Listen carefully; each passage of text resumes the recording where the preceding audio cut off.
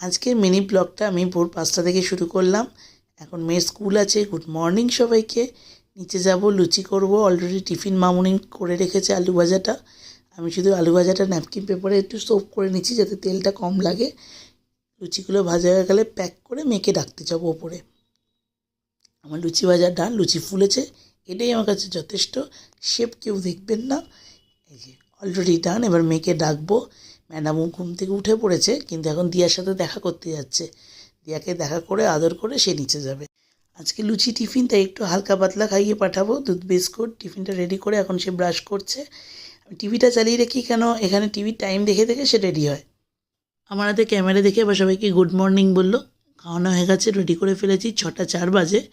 6টা 10-এর মধ্যে বাস চলে আসে। তার মধ্যে আজকে এখন বৃষ্টি পড়ছে। আমি দাঁড়িয়ে আছি, আর ওই যে শেডের তলা তাকে বসিয়ে রেখেছি। এই যে বাস এসে গেছে। বাবা, এবার একটু শান্তি। এবার শান্তি করে একটু চা খাওয়া।